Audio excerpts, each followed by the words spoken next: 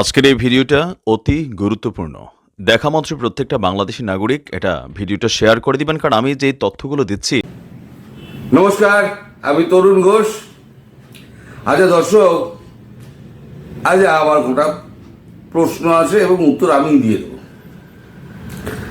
অরণ্যে সব থেকে শক্তিশালী জন্তুকে জানোয়ার, সে হচ্ছে হাতি। সব থেকে ক্ষিপ্র চিতাবাঘ, সব থেকে লম্বাকে জিরাফ, সব থেকে বুদ্ধিমানকে বাঁদর। তাহলে সিংহ বনের রাজা কেন? সিংহকে জিজ্ঞেস করা হয়েছে, তুই তো সারাদিন শুয়ে থাকিস অলস ভাবে, কেবল ঘুমাস, সামনে দিয়ে যদি হরিণ যায়, ক্ষুধার্ত না হলে তুই হরিণের দিকে ফিরেও তাকাস না, লেজ দিয়ে তুই মাছি তাড়াস, তুই সিংহ হলি কি করে? তখন সিংহ বলছে, আমি বনের রাজা। তুই কি করে হলি? বলে, সকলে মানে আমি মনের রাজা এবং আমি মনে করি আমি মনের রাজা। তো আমাদের শেখ হাসিনার অবস্থা হয়েছে সেই রকম। এক শেখের বেটি ঢাকা থেকে আধ ঘন্টার ট্রেনের দূরত্ব দিল্লিতে বসে আছেন। তার ভয়ে বাংলাদেশ থরহরিকম্প। বাংলাদেশে এখন এই যে একটা ন্যাশনাল ক্রিমিনাল পার্টি এনসিপি একটা তৈরি হয়েছে, এবং আমাদের নষ্ট উপদেষ্টাদের যিনি কর্তা ডক্টর ইউনূস, ভয়ে তাদের শির দ্বারা দিয়ে হিমেল স্রোত বইছে, যেটা আমি বলি। তো গতকালকে তারা একটা শাহবাগে মিটিং ডেকেছিল। 2.5 মিলিয়ন যার সাবস্ক্রাইবার, তিনি একেবারে সব বলে দিলেন, সব চলে এসো তোমরা, ছাত্র জনতা সব এসে ওখানে ভিড় করো, আমরা তোমাদের সব এই ওখানে আমরা কর্তব্য ঠিক করব। কালকে আমি দেখিয়েছিলাম ওটা, আজকে আমি ডিলিট করে দিয়েছি, ফোন ভারী হয়ে যায় তো ডিলিট করে দিয়েছি। তারপর দিন শেষে দেখা গেল গোটা 15-20 ওই জামাতি হিজবুতি তাদেরকে নিয়ে ওখানে একটা মিটিং করা হলো। কিন্তু এই মিটিংকে ঘিরে সেনাবাহিনী কিন্তু খুব তৎপর ছিল। সেনাবাহিনী একেবারে কোনো রকম চান্স নেয়নি, কারণ এদেরকে বিশ্বাস করা যায় না, এরা যখন তখন যা খুশি করতে পারে। কিন্তু সেনাবাহিনী বুঝতে পারেনি যে এদের এখানে মানে গ্রাসরুট লেভেলের কেউ নেই। আমি তো আগেই বলে দিয়েছি, ছাত্র অনেক আগে কেটে পড়েছে, জনতা বাস থেকে সরে গেছে। এখন তোমরা বাবা নিজেরা একা একা নিজেদের অবস্থাটা বোঝার চেষ্টা করো, কতটা জলে আছো, কতটা ডাঙায় আছো। তো যাই হোক, তারপর থেকে সেনাবাহিনী অত্যন্ত তৎপর হয়ে গেছে। কাল রাতে একটা মিটিং হয়েছে, 3 সেনাপ্রধান একসঙ্গে ঢাকা ক্যান্টনমেন্টে একটা মিটিং করেছেন। সেই মিটিংয়ে সারবস্তু জানা যায়নি, কিন্তু কাল রাত সন্ধ্যেবেলার পর থেকে পুরো ঢাকা শহর থমথমে এবং ব্যাপক সমস্ত পেকিং নাকাবন্দি করে করা হচ্ছে। প্রত্যেকটা গাড়ি থামিয়ে চেকিং করা হচ্ছে।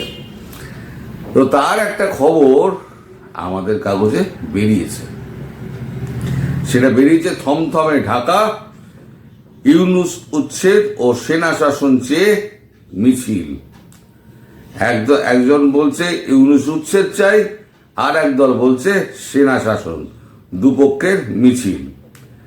দিল্লি থেকে আমেরিকার গোয়েন্দা প্রধান তুলসী গ্যাবার্ডের ধমক বাংলাদেশকে অস্বস্তিতে ফেলে দিয়েছিল। তার উপরে একটি নতুন বিতর্ক ইউনূসের অনুগামী ছাত্র নেতা হাসনাত আবদুল্লাহ সার্জিস আলমদের সেনাবাহিনীর একেবারে মুখোমুখি দাঁড় করিয়ে দিয়েছে। হাসনাত সার্জিসদের পাশে এসে দাঁড়িয়েছে জামায়াতে ইসলামী, হেফাজতে ইসলামী থেকে নিষিদ্ধ হিজবুত তাহরির মতো মৌলবাদী ও জঙ্গি সংগঠনগুলো। জেনারেল ওয়াকার উজ্জামানের পদত্যাগ দাবি করে কট্টরপন্থীদের একটি মিছিল ক্যান্টনমেন্টেও ঢুকে পড়ার চেষ্টা করেছিল। তারপর থেকে রাজধানী জুড়ে নিরাপত্তা জোরদার করেছে সেনা। সব মিলিয়ে শুক্রবার ঢাকার পরিস্থিতি থমথমে, উত্তেজনা সর্বত্র, সঙ্গে পল্লবিত হচ্ছে অজস্র গুজব। রাজনীতির এলোমেলো বাতাসে কেউ কেউ সম্ভাব্য সেনা শাসনের গন্ধ পাচ্ছেন। শুক্রবার দিনভর ভিন্ন ভিন্ন মত ও পথের মিছিলে রাজধানী ঢাকা উত্তাল হয়ে উঠেছিল। আওয়ামী লীগ সহ সহযোগীদের নিষিদ্ধ করার দাবি জানিয়ে ঢাকা বিশ্ববিদ্যালয়ের কয়েকটি সংগঠনের পাশাপাশি নিষিদ্ধ হিজবুত তাহরিরও মিছিল করেছে। এরপরে আছে 13 পাতায়। এই 13 পাতা এত ছোট, সেখানে তো আপনারা পড়তে পারবেন না, তাই আমি কাগজটা নিয়ে বসেছি। কাগজটা নিয়ে বসে 13 পাতায় একটা বিশেষ অংশ আপনাদের পড়ে শোনাবো। সে অংশটা হচ্ছে, সেনাপ্রধানরা নাকি তাকে বলেছেন শেখ হাসিনাকে উপেক্ষা করে বঙ্গবন্ধু আওয়ামী লীগ করবেন। আসন সমঝোতার ভিত্তিতে এই নতুন আওয়ামী লীগকে মেনে নিতে হবে। হাসনাতের অভিযোগ, তারা রাজি না হওয়াতে ধমকানো হয়। উপস্থিত সেনাকর্তা তাদের বলেন, আওয়ামী লীগকে বাদ দিয়ে ইনক্লুসিভ নির্বাচন করা সম্ভব নয়। আওয়ামী লীগের বিরোধিতা করার পরিণাম তাদের ভোগ করতে হবে। হাসনাতের অভিযোগ, এই রিফাইন্ড আওয়ামী লীগের পরিকল্পনা আসলে ভারতের সেনারা তা বাস্তবায়ন করছে। বৃহস্পতিবার ইন্টারন্যাশনাল ক্রাইসিস গ্রুপের এক প্রতিনিধিকে প্রধান উপদেষ্টা ইউনূস জানান, আওয়ামী লীগকে নিষিদ্ধ করার কোনো পরিকল্পনা অন্তর্বর্তী সরকারের নেই। তার জবাবে হাসনাত ফেসবুকে লেখেন, ডক্টর ইউনূস, আওয়ামী লীগ 5ই আগস্টে নিষিদ্ধ হয়ে গিয়েছে। উত্তরপাড়া ব্র্যাকেটে ক্যান্টনমেন্ট ও ভারতের প্রেসক্রিপশনে আওয়ামী লীগের চ্যাপ্টার ওপেন করে লাভ নেই। আর বড় রিপোর্ট আমি এইটুকু পড়লাম। এখন এই বিকল্প আওয়ামী লীগ বা বলছে রিফাইন্ড আওয়ামী লীগ, ভারতের পক্ষ থেকে নাকি বলা হয়েছে। ভারতের পক্ষ থেকে কিছু বলা হয়নি। প্রধানমন্ত্রী কিছু বলেছেন, জয়শঙ্করজি কিছু বলেছেন, অমিত শাহ কিছু বলেছেন, রাজনাথ সিং কিছু বলেছেন, অজিত দোভাল কিছু বলেছেন, কেউ বাংলাদেশ নিয়ে একটা কথা বলেনি। এটা একটা জুমলা, একটা ইউনূস বাজারে ছেড়ে দিয়েছে যে আওয়ামী লীগকে রিফাইন করে তাদেরকে নির্বাচনে দাঁড় করানো হবে।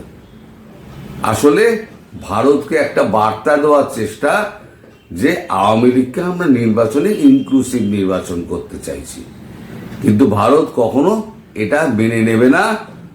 ভারত চাইছে যে যেমন ভাবে আওয়ামী লীগ ছিল সেরকম ভাবেই আওয়ামী লীগ আসবে এবং ভারত তাকে প্রতিস্থাপন করেই ছাড়বে। সুতরাং এই জুমলা বাজারে ছেড়ে ডক্টর ইউনূস আপনার কোনো লাভ নেই। আপনি 26 তারিখ যাচ্ছেন, যান, ঠিক আছে। এদিকে কি হয়েছে, এদিকে আমেরিকায় যিনি বসে আছেন তার নাম হচ্ছে ইলিয়াস হোসেন। তিনি একটা ফেসবুকে স্ট্যাটাস দিয়েছিলেন, শুক্রবার বাংলাদেশের ভাগ্য নিয়ন্ত্রণ হবে, সেনাবাহিনীর চোরেরা দেশ চালাবে নাকি বিপ্লবীরা। এরা হচ্ছে বিপ্লবী। তা ইলিয়াস হোসেনের টাই ফিস হয়ে গেছে। একটা লোকও আসেনি, ছাত্র জনতা কেউ নেই, ওরা একা। এই একা এখন এরা কি করবে সেটা তারা বুঝেনি। গতকালকে রাত থেকে বিভিন্ন বিশ্ববিদ্যালয়গুলোতে সমস্ত খানা তল্লাশি শুরু হয়েছে। এটা যেমন আপনার ময়মনসিংহ কৃষি বিশ্ববিদ্যালয় রয়েছে, আনন্দমোহন কলেজ রয়েছে, এই সমস্ত জেলা যত আছে না, আমার কাছে যতটুকু খবর এসছে আমি ততটুকু খবর আপনারা দিতে পারবো। এই সমস্ত এলাকায় সমস্ত মিছিল তল্লাশি হয়েছে গতকাল থেকে। আজকে থেকে তো আরো সেটা বাড়বে বলে মনে করা হচ্ছে। এখন ব্যাপার হচ্ছে এই যে জুমলাটা ছাড়া হলো, সেটা ছাড়া হয়েছে এক প্রথম তো হচ্ছে ভারতকে বার্তা দেওয়া। তার কারণ বিমস্টেকে যে এটা রয়েছে, সম্মেলনটা রয়েছে, সেখানে মোদিজির সঙ্গে দেখা করার জন্য প্রাণপাত চেষ্টা করে যাচ্ছেন আমাদের ডক্টর ইউনূস। তিনি পররাষ্ট্র উপদেষ্টার মাধ্যমে এএনআইকে একটি দিয়েছেন, সাক্ষাৎকার দিয়েছেন এবং আমাদের ভারতবর্ষকে বিদেশ মন্ত্রকে একটা চিঠি পাঠিয়েছেন যাতে বিমস্টেকের সাইড লাইনে ডক্টর ইউনূসের সঙ্গে কথা বলা যায়।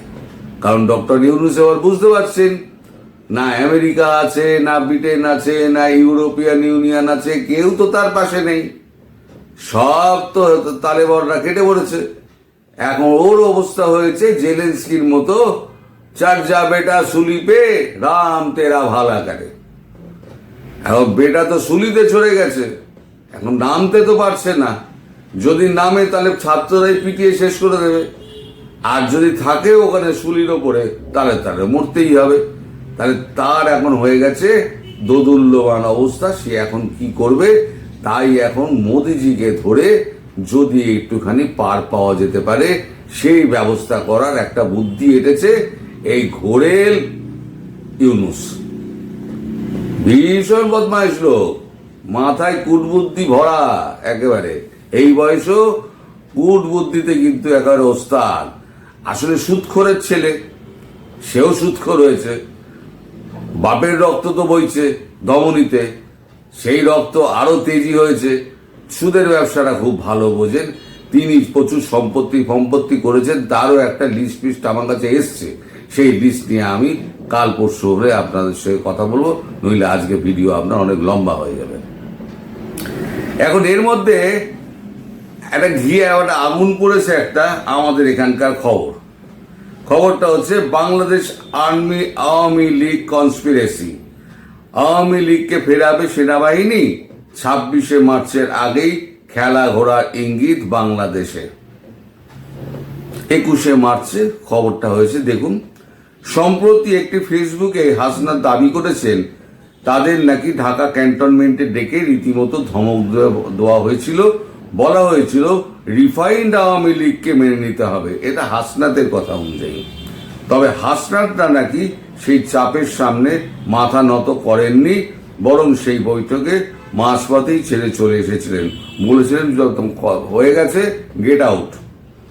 বরং সেই বৈঠকে মাঝপথে চলে এসেছিলেন।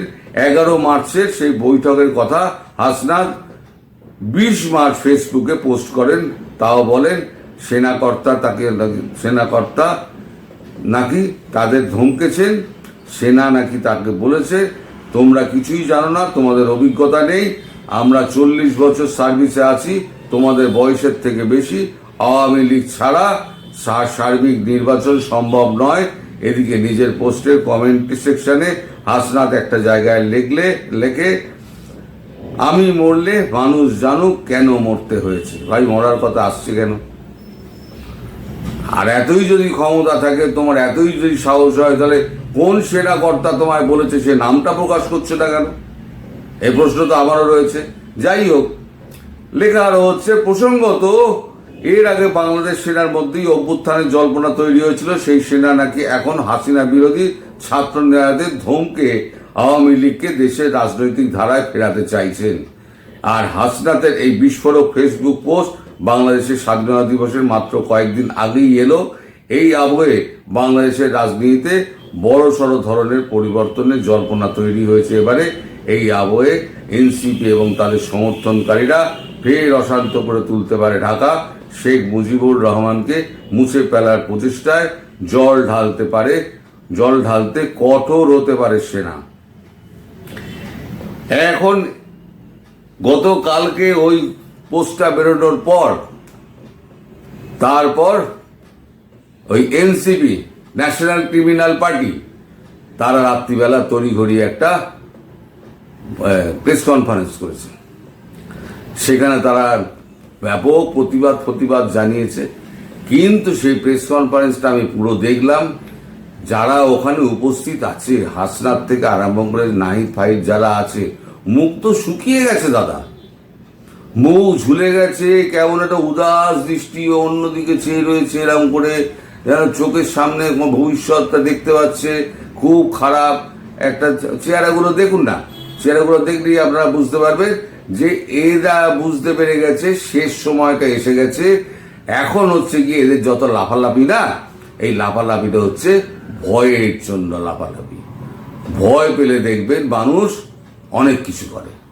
এরা এখন কোথায় যাবে কি করবে তার কোনো পাচ্ছে না, দিশা পাচ্ছে না। এদিকে আমাদের যিনি মানে এতে বসে আছেন, ফ্রান্সে বসে আছেন যিনি, তিনি একটা পোস্ট ছেড়েছেন। তিনি পোস্টে লিখেছেন, হাসিনা দিল্লি থেকে কলকাতায় এসেছে, আওয়ামী লীগের পলাতক নেতাদের সঙ্গে দেখা করছে। সে কলকাতাতে স্থায়ীভাবে থাকবে কিনা নিশ্চিত হওয়া যায়নি, সম্ভব হয়নি। দুটো জায়গায় তাকে দেখা গেছে, সল্টলেক, নিউ টাউন এলাকায়, সম্ভবত নিউ টাউন এলাকায় কোনো অস্থায়ী ঘাঁটি। প্যারিসে আমার ঠিকানা বাকশালীরা উন্মুক্ত করেছিল। এই কৃতজ্ঞতার প্রতিদান দেব নিয়মিত। হাসিনা কোথায় আছে তার লাইভ আপডেট চলবে। আমার তরফ থেকে হাসিনাকে ভীমনাগের সন্দেশ পাঠিয়ে। তা তোমার ভাষাতেই বলি, প্রিয়, এই খবরটা তুমি কোত্থেকে পেলে? শেখ হাসিনা কলকাতায় এসছে, এই খবরটা তুমি কোত্থেকে পেলে? তোমার রয়ের ভেতরে তোমার লোক আছে নাকি তোমাকে খবর টবর দেয়? হ্যাঁ, এই সমস্ত ঢপবাজি করে আর কতদিন চলবে? আবার একটা পোস্ট করেছেন, সেটা হচ্ছে সেনা প্রধান ওয়াকারুজ্জামানকে টিটকিরি করে। সেখানে উনি লিখেছেন, প্রিয় ওয়াকার, সোনামণি, তুতু, তোমাকে কালকে একটা লেমন জুস দেওয়া হবে। ঠিক আছে বাবুটা, লেমন জুসটা একটু তিতা হবে, মিষ্টি লেমন জুস তো তোমার পছন্দ না, টক ঝাল মিষ্টিও পছন্দ না, তিতাটা আশা করি পছন্দ হবে। পিনাকি ভট্টাচার্য। মানে এসব করে আর পিনাকি ভট্টাচার্য বাজার গরম করা যাবে না। আপনি একবার দেশে ফেরুন, তারপরে তো আপনার হিসেব হবে। যদিও আপনি মানে সশরীরে জীবিত অবস্থায় ফিরতে পারেন, তার আগে যদি কাম ফর্সা হয়ে যায় তাহলে পরে তো আর কথাই নেই। তবে আমায় এ ব্যাপারে কিন্তু একদম দোষ দেবেন না, আমি কিন্তু এগুলোর কিছু জানি না। আমি যেরকম খবর টবর পাই আমি সেই খবরগুলো আপনাদের বলি, তার মধ্যে আমায় কিন্তু টানবেন না আর আমায় দোষারোপও করবেন না। তো আপনারা সবাই সুস্থ থাকুন, ভালো থাকুন, এটা আমি কামনা করি। কিন্তু দুর্ঘটনা তো অনেক রকমের ঘটে, সেই দুর্ঘটনা কিন্তু আপনাদের ক্ষেত্রে কিন্তু ঘটতে পারে যে কোনো দিন, যে কোনো সময়। দর্শক, আর বড় করব না ভিডিও। আপনারা সবাই ভালো থাকবেন, সুস্থ থাকবেন এবং সাবধানে থাকবেন, এবং জানবেন খুব তাড়াতাড়ি শেখ হাসিনা বীরের বেশে, আপনাদের ভাষায় বীরের বেশেই দেশে ফিরবেন। তিনি আওয়ামী লীগ চালাবেন, ওই বিকল্প আওয়ামী লীগ, রিফাইন্ড আওয়ামী লীগ, এই জুমলা সম্পূর্ণ বাজে। এদের কথায় বিশ্বাস করবেন না। আপনারা ধৈর্য ধরে বসে থাকুন, যেদিন ডাক আসবে দলে দলে বেরোবেন। আমিও বলে দেবো কোন দিন বেরোতে হবে। সবাই ভালো থাকবেন, সুস্থ থাকবেন এবং সাবধানে থাকবেন। নমস্কার।